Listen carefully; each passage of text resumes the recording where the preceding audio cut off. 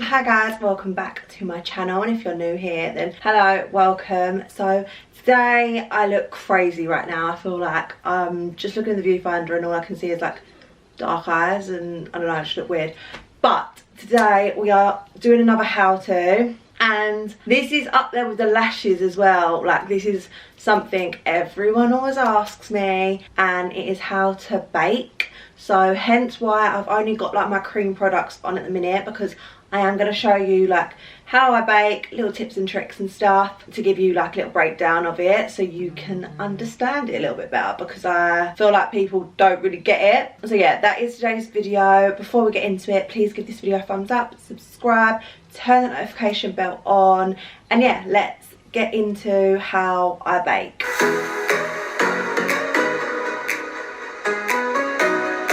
So if you've literally just entered the makeup world and you're wondering what the hell is she going on about bake, like are we baking a cake, like what is going on? No, we are not baking a cake, but it's just, I don't know why we call it. I feel like because we leave it on our face for a little bit, it's sort of baking, if you know what I mean. But it is the powder part of your face, which is a crucial part of your makeup. Powder in general, even if you don't bake, setting your face with powder is like crucial point. Like, I do lessons and I speak to like my clients and they don't bake, and I mean they don't even use powder, and I'm like, but like if I was to leave my face right now, so like I said, I've done like my cream products, it would just like slide off. Like, I feel like if I was to touch my face, like it would just come off because it's not set. It's all the liquidy products and the cream products, so they literally would just slide off. So once you have done all your cream products, that is when you go in with a powder and you bake. This is gonna, one, set your makeup in place. So if you was just going with powder, it would set your makeup, it would like smooth it all over, make it look a bit more airbrush. Like at the moment I'm very like dewy and shiny, so it's gonna matte it down a bit. And then if you do the baking step, it takes it a little bit further, and it also like again helps with like the contour and stuff like we done in the, well, like that was my last how-to, I will link it. Yeah, like the baking side of things like helps it last longer and like enhance that contour. So I have a few powders that I like, but I feel like I just always go back to this because it is such a classic. It's like a holy grail in the makeup world. Like, if you don't have it, then like what are you doing? It's the Mercier translucent. I also love like the Huda Beauty one. What other ones do I like? To be fair, then I like the Jordana Tisha one. There's a few that I do like, but they're the like top three, I would say, that I always like use. So yeah, the Mercier, it is obviously a bit more on the higher end. I don't think drugstores have really mastered like loose powder. They have with like pressed powders, but loose ones, they're still not there yet. There's a couple that are okay, but if you want to invest at the powder point, because one, all the good ones are a little bit more expensive. This retails at about £30. It does last a while, but obviously it's a little bit more expensive.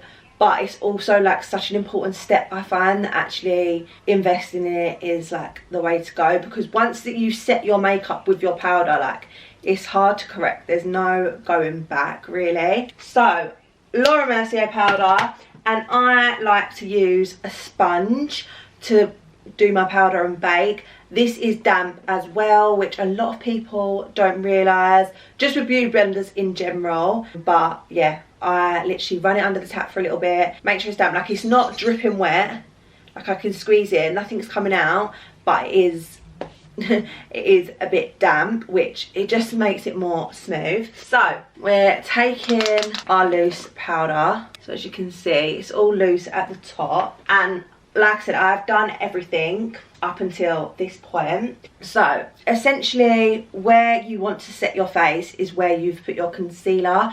I don't set my whole face because I don't like it to be too matte, but obviously I don't want it to be as shiny as this. So what I'm going to do is these beauty blenders, these ones are just from Superdrug, which I find really handy because they're pointy at the top, so you can properly get in there. I'm gonna pick up a bit of powder on my beauty blender like that, and I'm going in with the concealer brush that I used, And before I set my under eye, you want to make sure that you've got no creasing underneath your eyes, because obviously, like I said, we are now going to set this in place.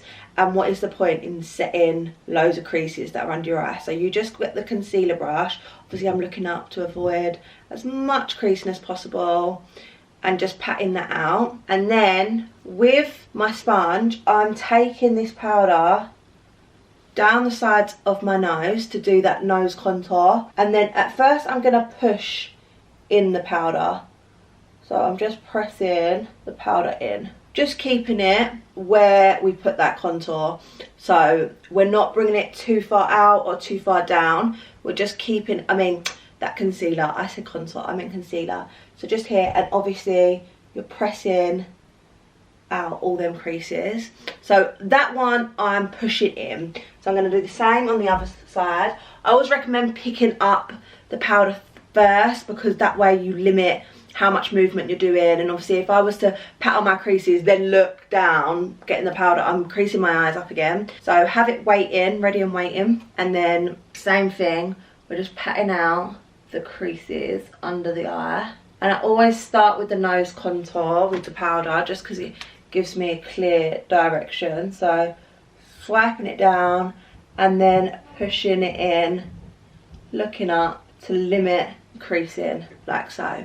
So as you can see, I'm now matte underneath, and look how airbrushed and flawless it looks. So if some people don't bake, some people just press it in and leave it like this, but I'm gonna bake. So then I will go in with a tiny little bit of more powder, and I will place it just where I placed it, but I'm not pushing it in as much.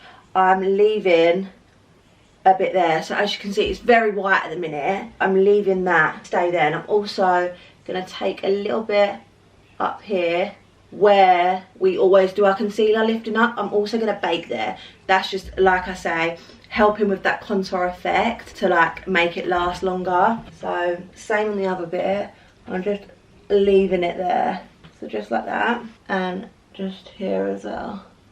I'm also gonna just tidy up this nose contour. So this is where I am baking, and I want this to obviously give me that snatched nose. So as you can see, I've created more nose contour by doing that, and I'm just going to leave it there for a minute. Next, with the powder, this doesn't really count as baking, because obviously you want to do all your T section, but I push in on my chin and my forehead. I don't necessarily bake, I just push it all in.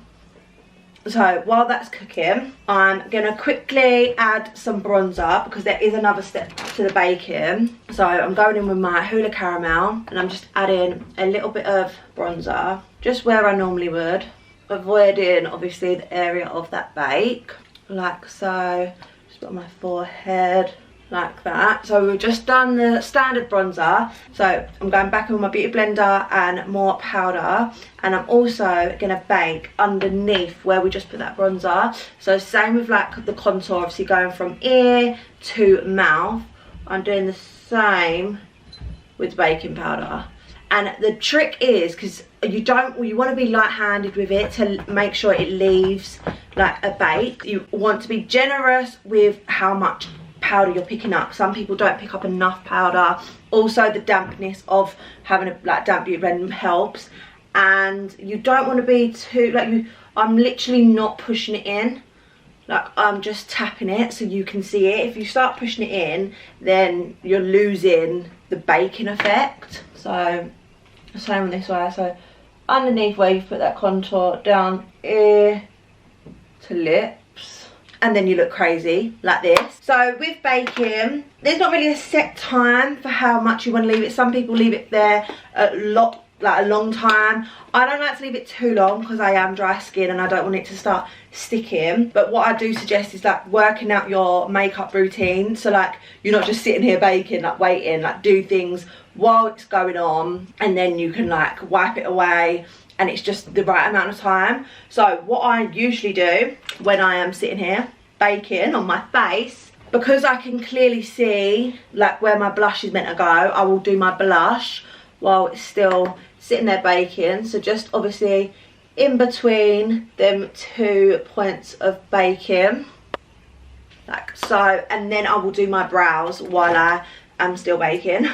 And yeah, and then I can wipe it away. So I'm just gonna quickly skip doing my brows because obviously I don't want to bore you with it, and then I'll come back when I'm wiping it away. Right, so now my brows are done, we're gonna wipe this away. So all you need really to wipe this away is just like a fluffy brush. So this is my Dull Beauty DB10, and I'm literally just gonna flick this away, and you'll notice like obviously all the loose powder wipes away, but there will be like a cast, like a white, like, but you're not gonna get a flashback, don't worry, but there will be a white cast left. And also like your under eye is gonna look so smooth, and that contour is all tidied up. Some people like to leave it so it's really sharp, the contour. I will go back in with my bronze brush and just pat over it. Obviously you still want it to be there because that's the whole point of it, but I just don't like the harsh line sort of effect. But like, can you see like your under eye is literally so smooth and your contour is all in place, and that is literally it. That is how I bake. I do have an extra little step, but that's not till the very end. So what I'm going to do is I'm going to quickly go finish the rest of my makeup, and then I'll come back for my last like powder step. But yeah, that is baking for you. Really simple, but yeah, just damp beauty blender, generous with the amount of product that you are using. Push it in first, and then with the bake you don't want to apply too much pressure because you don't want to push it completely in. You just want to leave a bit of powder there and leave it for a couple of minutes or so, and then you've got a nice smooth airbrushed face, and it's not going to budge because now all the main areas like that you want it to stay, obviously you don't want your concealer to start wiping off and revealing your under eye bags. All of them like main points are all set, and your makeup, like already my makeup doesn't feel sticky now. Like I can tap my face and I'm not feeling like it's all going to slide away. So yeah, I'll be back with my last little step, but that is it. Really simple. So this is the finished look. You can leave it here, but I like to do an extra little powder set just to obviously make sure that everything is all locked in. So I'm going to show you a drugstore powder that I love, which is the Maybelline Fit Me pressed powder. I do actually really like the Maybelline Fit Me loose powder, but unfortunately it doesn't do it in the UK. I think you can get on Amazon, but not in Superdrug. But the pressed powder is just as good. So what I like to do is I just get a little bit of pressed, and wait, I need to get a little bit of mirror, and same like wherever you put it the first time, but I just like to tidy up just the under eye and that nose contour. This is also a Dull Beauty DB3, so it's like really small and precise, and that's just going to give you an extra little bit of powder and tidy up that nose contour. Also, I like to get this in like a little bit of a brighter shade, like a bit lighter. So also I use the Charlotte Tilbury, and that's gonna like brighten your under eye as well, give you a little extra bit of pop. But any like little bits that you want to smooth over, I just always sort of go in with the pressed powder at the end just to make sure. But yeah, that is the baking powder step all done, and yeah, this is the finished look. I'm literally obsessed with it. So smooth and airbrushed. I literally love it. And yeah, they're my little tips and tricks for baking. I hope it helped. I hope it sort of gets you to understand it a little bit more. Yeah, I don't know why it's called baking, but here we are. That is what it's called. And yeah, that is all my little tips and tricks and how I do it. I hope you enjoyed. If you did, please smash the like button, subscribe, and yeah, turn the notification bell on if you haven't already. And I'll see you in my next video. Bye guys. Mwah.